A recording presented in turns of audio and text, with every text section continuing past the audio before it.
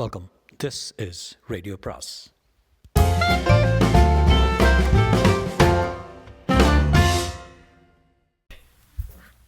அனைவருக்கும் அன்பு வணக்கம். ராஜேஷ்குமாரின் 1+1=0 அத்தியாயம் 3. விஷ்ணு சொன்னதை கேட்டு விவேக்கின் 2 புருவங்களும் சில மில்லி மீட்டர் உயரத்துக்கு மேலேறின. என்னடா சொல்கிற? ஜபமாலையா? ஆமாம் பாஸ், என்னோடய பார்வை கிடைச்ச ஒரு சின்ன துப்பு. சின்ன வயசுலேயே, அதாவது என்னோடய டீனேஜ் வயசுலேயே எனக்கு கருட பார்வைன்னு எதிர்விட்டு மாமி சொன்னது இப்போது எனக்கு ஞாபகத்து வருது பாஸ். ஏய் போதுண்டா, எங்கே அந்த ஜபமாலை கொடு பார்க்கலாம். அது எப்படி சுடர்குடியோட கொலைக்கு உபயோகப்படுதுன்னு பார்க்கலாமே. அதை கொடுக்க முடியாது பாஸ், படித்து தான் பார்க்கணும். என்னது, படித்து பார்க்கணுமா? ஆமாம் பாஸ். சொன்ன விஷ்ணு அந்த சிறிய நோட்டு புத்தகத்தை எடுத்தான். பாஸ், இது சுடர்குடியோட கைப்பையில் இருந்த குறிப்பு நோட்டு புத்தகம். ரயில்வே இன்ஸ்பெக்டர் கைப்பை என்கிட்ட கொடுத்த போது அதில் இருந்த நோட்டு புத்தகத்தை வெளியே எடுத்து மேலே புரட்டி பார்த்தேன். உங்கள்கிட்ட பேட்டி எடுக்கிறதுக்காக அந்த சுடர்குடி எது மாதிரியான கேள்விகளை ப்ரிப்பேர் பண்ணிட்டு வந்திருக்கான்னு படிச்சுட்டு வந்தேன்.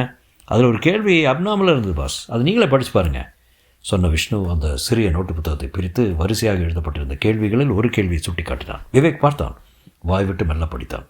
ஜபமாலை சொன்னதை ஒரு கேள்வியாக கேட்டு பதிலை வரவழைக்க வேண்டும். என்ன பாஸ், ஏதாவது பிடிபடுதா? யாரா அந்த ஜபமாலை?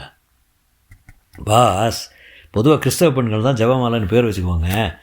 ப்ரெஸ் ரிப்போர்ட்டர் சுடர்குடிக்கு ஜபமாலைங்கிற பேரில் யாரையோ தெரிஞ்சிருக்கு. ஒரு வேளை தோழியாக கூட இருக்கலாம். அந்த ஜபமாலைங்கிற பொண்ணு சொன்ன ஏதோ ஒரு விஷயம் சுடர்குடியை பாதிச்சிருக்கலாம். அதை ஒரு கேள்வியாக கேட்டு உங்கள்கிட்ட பதிலை வரவழைச்சிக்கிறதுக்கு ஒரு நோக்கமாக இருக்கலாம்.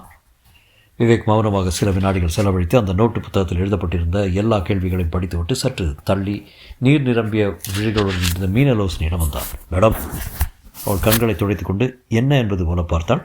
விவேக் குரலை தாழ்த்தி கொண்டு கேட்டான், உங்களுக்கு ஜபமாலைங்கிற பேரில் இதை பண்ணாது தெரியுமா? ஜபமாலை? ஆமாம் தெரியும். ஆனால் அந்த பொண்ணை நான் ஒரே ஒரு தடவை தான் பார்த்தேன். அதுவும் போன வாரம் ஒரு மத்தியான நேரம் 3 மணி இருக்கும். அந்த பொண்ணு என்னோடய வளையோசை பத்திரிகை ஆஃபீஸ்க்கு வந்தால் சுடர்குடியை பார்க்கணுன்னு சொன்னால், அந்த சமயத்தில் சுடர்குடி ஒரு முக்கியமான நபரை பேட்டி எடுக்கிறதுக்காக தாம்பரம் வரைக்கும் போயிருந்தா. நான் சுடர்குடி இல்லைன்னு சொன்னதும் ஜபமாலை தன்னோட பேரை சொல்லி அறிமுகப்படுத்திக்கிட்டா. சுடர்குடி தன்னோட ஃபோனை சுவிட்ச் ஆஃப் பண்ணி வச்சுக்கிறதால நேரில் பார்க்க வந்ததாயே சொன்னால். இந்த ஜபமாலை சுடர்குடியை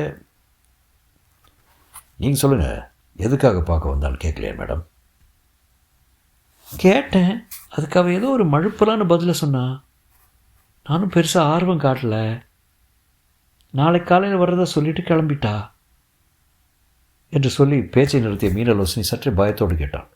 இப்போ எதுக்காக அந்த பொண்ணு ஜபமாலையை பற்றி விசாரிக்கிறீங்க? விவேக் அந்த சிறிய நோட்டு புத்தகத்தை மீனலோசனியிடம் காட்டி கேட்டான். இது சுழற்குடி பேட்டி எடுக்கும்போது உபயோகப்படுத்த நோட்டு தானே? அவள் பார்த்து விட்டு தலையாட்டினாள். ஆமாம். சுடர்குடி என்கிட்ட கேட்க இருந்த கேள்வியை படித்து பாருங்கள் மேடம். மிரட்சியோடு மீனலோசனி படித்தாள். ஜெபமாலை சொன்னதை ஒரு கேள்வியாய் கேட்டு பதிலை வரவழைக்க வேண்டும். இது என்ன அர்த்தம் மேடம்? தெரியலையே. ஜபமாலை ஏதோ ஒரு விஷயத்தை சுடர்குடிக்கிட்ட சொல்லியிருக்கா. அந்த விஷயத்தை சுடர்குடி என்கிட்ட ஒரு கேள்வியாக கேட்டு அதுக்கான பதிலை எதிர்பார்த்துருக்கா இல்லையா மேடம்? ஆமாம்.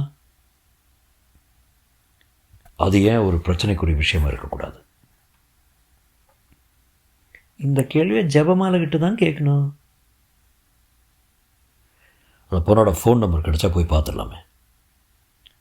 ஃபோன் நம்பர் எனக்கு தெரியாதே. சுடர்குடிக்கு வேறு ஏதாவது ஃப்ரெண்ட்ஸ் இருக்காங்களா? சாரி, எனக்கு தெரியல. வீடு எங்கே இருக்குன்னு சொன்னீங்க? ராஜா அண்ணாமலைபுரம் தானே? மீனலோசனி தலையசைத்தாள். சுடர்குடிக்கு அம்மா அப்பா கிடையாது. அண்ணன் மட்டும்தான் இல்லையா? ஆமாம். பேர் திலீபன். ஆமாம் ஆமாம் ஆமாம். அவரோட ஃபோன் நம்பர் தெரியாதுன்னு சொல்லிட்டீங்க. ராஜா அண்ணாமலைபுரத்தில் வீடு எங்கேன்னு தெரியுமா? பட்டாபிராமன் தெருவில் கடைசி வீடு. ஒரு தடவை என்னோடய காரில் சுடர்குடி அந்த தெருமுனையில் ட்ராப் பண்ணியிருக்கேன். ஓகே மேடம், நீங்கள் புறப்படுங்க. இனிமேல் டிபார்ட்மெண்ட்டோட அடுத்த கட்ட நடவடிக்கைகளை ஆரம்பமாகி கொலையாளி இருக்கிற திசையை மோப்பம் பிடிக்கும். இந்த படுகொலைக்கு பின்னாடி இருக்கிற காரணமும் தெரிய வரும். மீனலோசனி மறுபடியும் ஒரு தடவை புதிய அழுகைக்கு தயாராக விவேக் மேலே நகர்ந்து விஷ்ணுவிடம் வந்தான். கிளம்பு விஷ்ணு. எங்கே பாஸ்? இப்போ தான் ஃபோரன்சிக் பீப்புள் வந்து எஸ்ஓசி பார்த்துட்ருக்காங்க. அவங்க பார்த்துட்ருக்கட்டும். நாம் அதுக்குள்ளே ராஜா அண்ணாமலைபுரம் போயிட்டு வந்துடலாம். சுரகோடியோட வீட்டை உடனடியாக ஸ்கேன் பண்ணலாமே அப்படின்னு சொல்ல வரீங்க? அதே தான் ஜூட் என்றான் விஷ்ணு. அந்த பிற்பகல் வேளையில் சுடர்கொடியின் வீடு இருந்த பட்டாபிராமன் தெரு ஆள் நடமாட்டம் அறவே இல்லாமல் வெறிச்சோடி போயிருந்தது. சாலையின் 2 பக்கமும் நடுத்தர மக்களின் வீடுகள் நெருக்கி அடித்து கொண்டு தெரிய, மொட்டை மாடியில் காயப்பட்ட துணிகள் அரசியல் கட்சிகளின் கொடிகளைப் போல பறந்து கொண்டிருந்தன. போலீஸ் ஜீப் போய்கொண்டிருக்க விஷ்ணு சொன்னான், என்ன பாஸ், இந்த தெருவில் இருக்கிற யாருமே டிவி பார்க்க மாட்டாங்க போல இருக்கு. இந்த தெருவை சேர்ந்த ஒரு பொண்ணு வேளச்சேரி ஸ்டேஷனில் கொடூரமாக கொலை செய்யப்பட்ட செய்தியை எல்லா டிவி சேனலும் போட்டுக்கிட்டு ஒளிபரப்பிட்டு இருக்காங்க. அதனோட பாதிப்பு இந்த தெருவில் 0.001% கூட தெரியலையே. ஒரு வேளை தப்பான தெருவுக்கு வந்துட்டோமோ? இது மத்தியான நேரம், எல்லோரும் வேலைக்கு போயிருப்பாங்க. வீட்டில் இருக்கிறவங்க பகல் தூவத்தில் இருப்பாங்க.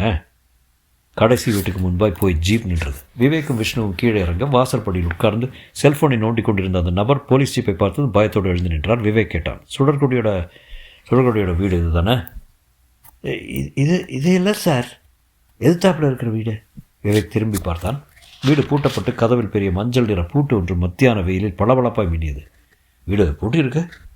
எனக்கு ஒன்றும் தெரியாது சார், வீட்டு ஓனர் உள்ளே இருக்காரு,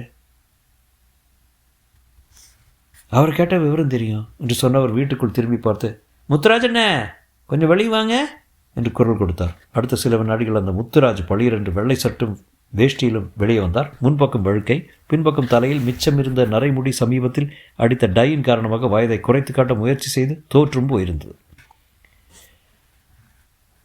ராத்திரி நேர பீர்களில் புஷ்டியாய் தெரிந்தது தொப்பை. போலீஸ் ஜீப்பை பார்த்ததும் லேசாய் வாயில் வந்தார். அரையும் குறையுமாக வணக்கம் வைத்து விவேக் பொருட்படுத்தாமல் கேட்டார், சுடர்கொடியும் திலீபனும் தங்கியிருக்கிற வீடு இது தானே? ஆமாம் சார், நான் தான் ஹவுஸ் ஓனரு. ஏன் சார், என்ன விஷயம்? சொல்கிறேன். வீடு பூட்டியிருக்கு. 2 பேரும் எங்கே போயிருக்காங்க? அந்த பொண்ணு ஒரு பத்திரிகையில் ரிப்போர்ட்டரை வேலை பார்க்குது சார். அண்ணன் திலீபன் மெடிக்கல் ரெப்பு, வாரத்தில் 5 நாள் வெளியூர். இப்போது திலீபனுங்க 2 நாளைக்கு முன்னாடி தான் ஹைதராபாத் புறப்பட்டு போனார் சார். அந்த பொண்ணு சுடர்குடி? அது ஒரு சாயந்தரம் 6 மணிக்கெலாம் வந்துடும் சார். ஏன் சார், என்ன விஷயம் சார்? இந்த வீட்டுக்கு மாற்றுச்சாவி உங்கள்கிட்ட இருக்கா? அது எப்படி சார் இருக்கா? குடியிருக்கிறவங்க வேறு பூட்டை போட்டு போவாங்களே. விவேக் விஷ்ணுவை பார்க்க அவன் தன் பேண்ட் பாக்கெட்டில் எப்போதும் வைத்திருக்கும் லாக் ரிலீவர் டிவைஸோடு கதவில் தொங்கியிருந்த பூட்டை நோக்கி போனான். வீட்டு ஓனர் முத்துராஜ் பதட்டமானார். என்ன பிரச்சனை சார்? ஒன்றும் பேசாமல் கூட வாங்க சார். நான் ஒரு கட்சியோட மாவட்ட செயலாளர். பிரச்சனை என்னன்னு என்கிட்ட சொல்லுங்கள் சார். பூட்டி இருக்கிற வீட்டை குடியிருக்கிறவங்க அனுமதி இல்லாமல் ஓப்பன் பண்ணால் நாளைக்கு அதுவே ஒரு பெரிய பிரச்சனை ஆகிடும் சார். விஷ்ணு குரல் கொடுத்தான். பாஸ், லாக் ரொம்ப வீக்கே, 10 செகண்டில் பல்ல காட்டிடுச்சு. கதவை விரிய திறந்து வைத்தான். முத்துராஜ் கலவர முகத்தோடு விவேக்கை பின்தொடர்ந்தார். அந்த திலீபன் ஏதாவது தப்பு பண்ணிட்டானா சார்? இதை பாருங்கள் முத்துராஜ், ஒரு 10 நிமிஷம் பொறுமையாக இருங்க. நாங்கள் இந்த வீட்டை சோதனை போட்ட பிறகு நீங்கள் என்னோட நிறைய கேள்விகளுக்கு பதில் சொல்ல வேண்டியிருக்கும். முத்துராஜ் மௌனமானார். விவேக்கும் விஷ்ணுவும் வீட்டுக்குள் நுழைந்தார்கள். முன்பக்க அறையின் சுவரில் ஒரு இளைஞனின் ஃபோட்டோவும் ஒரு பெண்ணின் ஃபோட்டோவும் பக்கம் பக்கமாய் தெரிய விவேக் முத்துராஜிடம் திரும்பினார். இவங்க தான் சுடர்கொடியும் திலீபுமா? ஆமாம் சார், 2 பேருமே அழகாக இருக்காங்க சார்.